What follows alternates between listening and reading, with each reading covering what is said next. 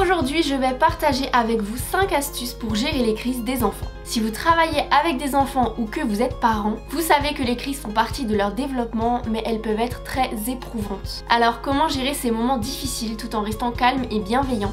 C'est ce que nous allons voir ensemble dans cette vidéo. Hey tout le monde, on se retrouve sur ma chaîne Toshira. Si ce n'est pas encore fait, je vous invite à vous abonner. Pour ceux qui ne le savent pas encore, je sors une vidéo tous les vendredis, donc n'hésitez pas à activer la cloche de notification. Astuce numéro 1, et c'est sans doute la plus importante, garder son calme. Quand un enfant fait une crise, il peut être facile de se laisser emporter par ses émotions, surtout si le bruit est fort ou si la situation est stressante. Mais plus nous, adultes, restons calmes, plus nous envoyons un message de stabilité à l'enfant. Pourquoi? Parce qu'un enfant qui est dans une crise émotionnelle est dans un état où il ne peut pas se raisonner facilement. S'il voit que l'adulte autour de lui est calme, cela peut l'aider à se recentrer. En tant qu'éducatrice ou parent, il est donc essentiel de respirer profondément et de prendre un moment pour soi avant de réagir. La deuxième astuce est de valider les émotions de l'enfant. Parfois les enfants ont du mal à exprimer ce qu'ils ressentent, mais ils ont besoin qu'on les écoute. Au lieu de minimiser en leur disant ce n'est pas grave ou ça ne sert à rien de pleurer, il est plus utile de leur dire je vois que tu es très en colère ou je comprends que tu sois triste. Valider les émotions ne veut pas dire accepter un comportement inapproprié, mais cela permet à l'enfant de sentir qu'il est compris, ce qui peut réduire l'intensité de la crise. Les enfants qui se sentent écoutés sont souvent plus susceptibles de se calmer plus rapidement. Troisième astuce, proposer une alternative ou une distraction. Les crises peuvent être souvent liées à un besoin insatisfait ou à une frustration. Si un enfant pleure parce qu'il veut un jouet mais qu'il y a déjà un enfant qui joue avec et que vous n'avez pas moyen de lui redonner le même jouet, il peut être utile de l'aider à changer d'attention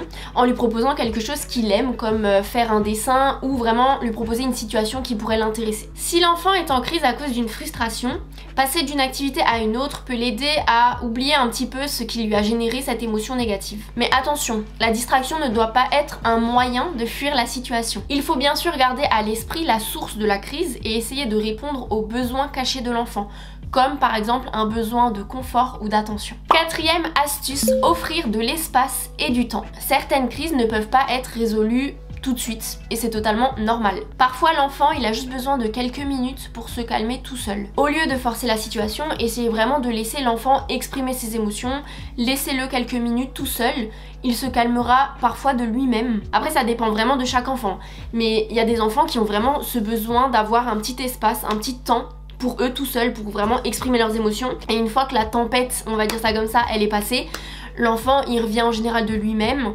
Comme je dis, je précise vraiment, c'est pas pareil pour tous les enfants. Il y a vraiment des enfants qui ont besoin qu'on les canalise tout de suite. Mais pour savoir ça, ça passe vraiment par de l'observation et par pas mal de choses. Donc voilà, en général, quand je ressens qu'un enfant fait une crise et qu'il a besoin d'espace, de temps pour exprimer ses émotions, je le laisse. Une fois que l'enfant commence à se calmer, vous pouvez potentiellement lui poser des questions. Si vous voyez que c'est le moment, n'hésitez pas à lui poser des questions sur ce qu'il a ressenti. En tout cas, une chose est sûre, c'est qu'il est important de ne pas forcer un enfant à se calmer.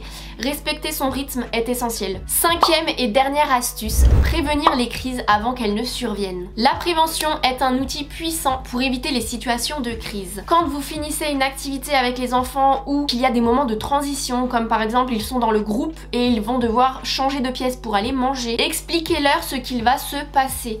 Expliquez-leur que là ils vont bientôt aller manger et donc qu'ils vont bientôt aller au réfectoire pour manger. Si vous voyez que des enfants sont en train de jouer et que potentiellement vous savez qu'ils vont bientôt devoir ranger, bah n'hésitez pas à leur dire en fait. Dans 5 minutes on range, dans quelques minutes on range, bientôt on va ranger. Je sais que les enfants de 0 et 3 ans n'ont pas du tout la notion du temps. Quand je travaillais dans le groupe des grands et que parfois je devais leur demander de ranger parce qu'ils devaient aller se laver les mains pour aller manger, on avait une horloge dans le groupe et tous les enfants pouvaient la voir. Alors oui, je suis consciente qu'ils ne peuvent pas lire l'heure, mais en général je leur montrais la grosse aiguille. Je leur disais vous voyez l'aiguille noire, quand elle sera sur le 5, quand elle sera là, quand elle aura avancé ici, ça voudra dire qu'il faudra qu'on commence à ranger. Déjà rien que de les prévenir en amont et d'utiliser quelque chose de visuel, certes ils n'arrivent pas à lire l'heure mais ils arrivent à voir que l'aiguille elle n'est plus sur le 12, qu'elle s'est déplacée et qu'elle est dans la position dans laquelle je leur avais dit qu'elle allait être. Une fois que l'aiguille est sur le 5, je vais les sortir un petit peu de leur pensée, je vais les sortir de leur moment de jeu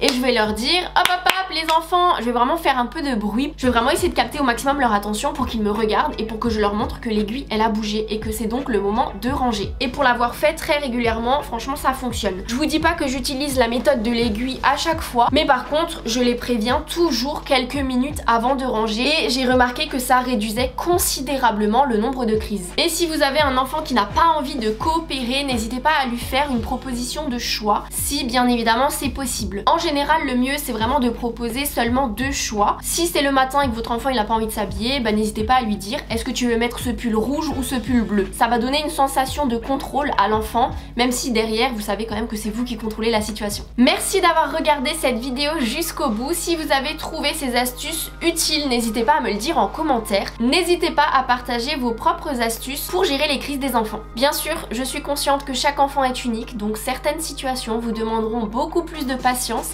et d'adaptabilité. Mais avec un peu de pratique, ces outils peuvent vraiment faire la différence dans votre approche éducative ou parentale. Sur ce, je vous dis à vendredi prochain. Salut!